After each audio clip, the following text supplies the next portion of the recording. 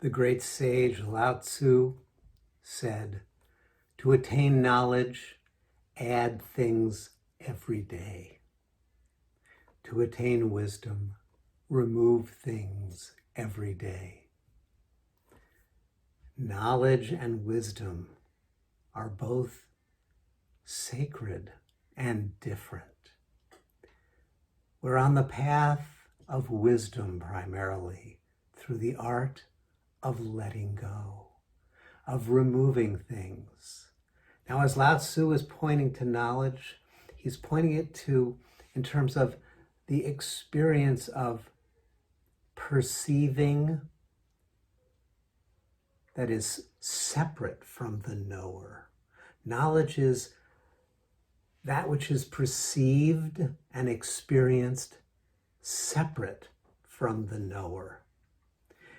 Knowledge is the object of awareness, but even more subtly and perhaps more insidiously, knowledge is the reflection of an identity.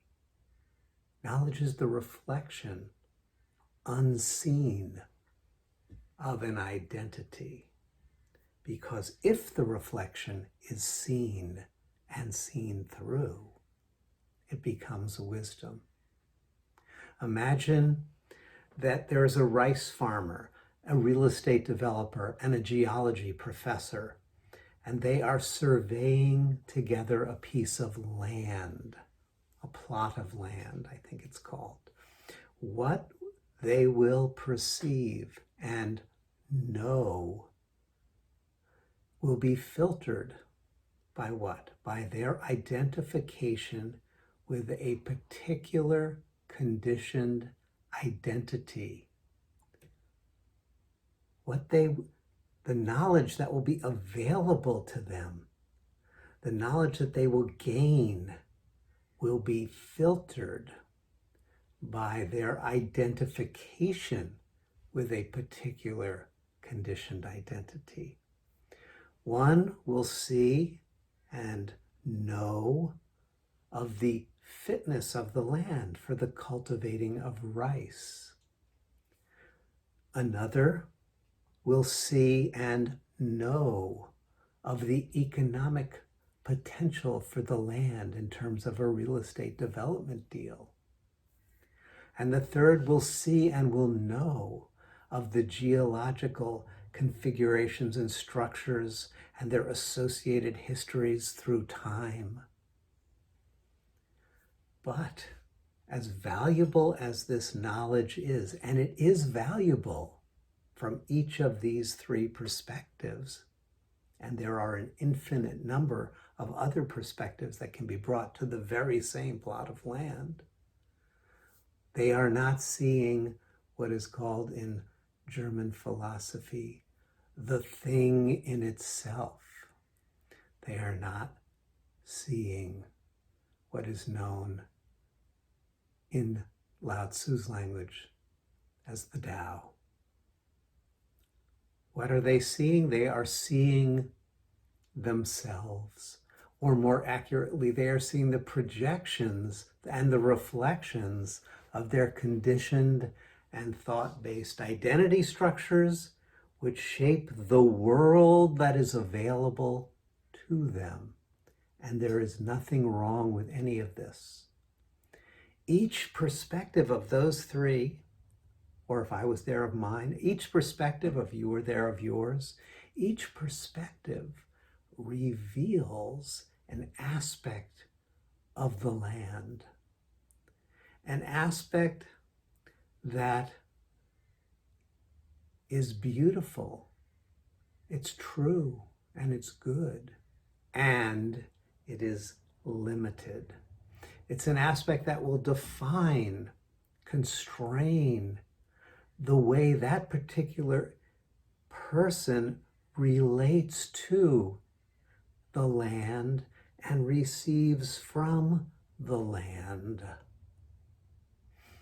And the sage is suggesting to us that there is another way to meet the land of our being, of our life.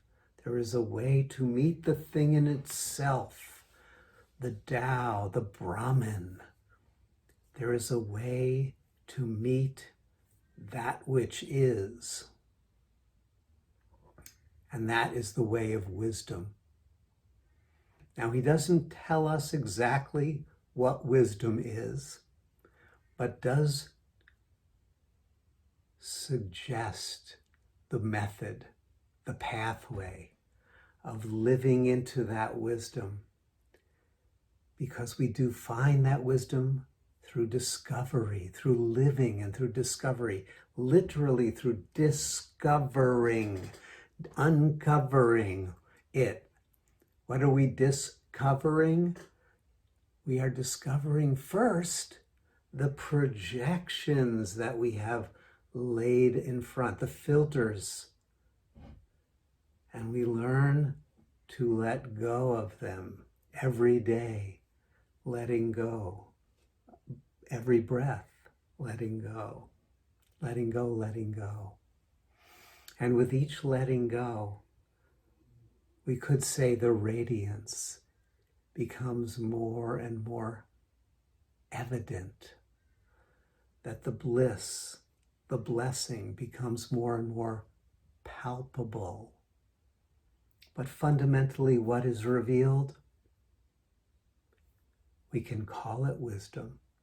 We can call it the Tao, the Dharma, the good, the Brahman.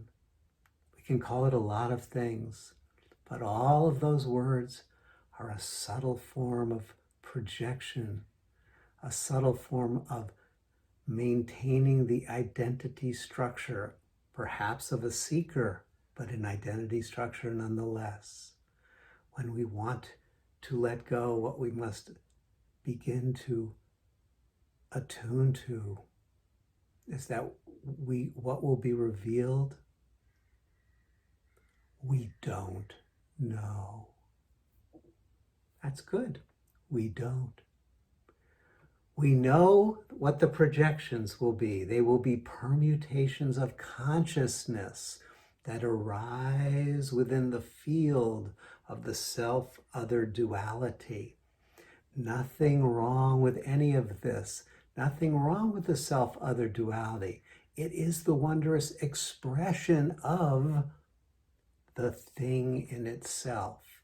It is the glorious permutations of consciousness itself, which we don't know and will never know as an object of attention.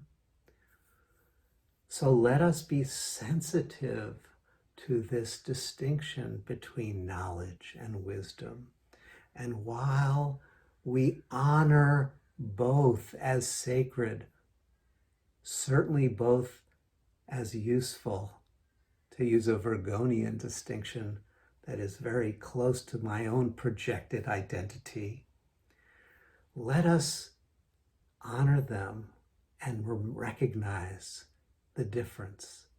For while we may spend much of our life gathering, accumulating, collecting knowledge, which is to say, constructing various and perhaps subtler and more expansive identities and relationships, let us also cherish wisdom.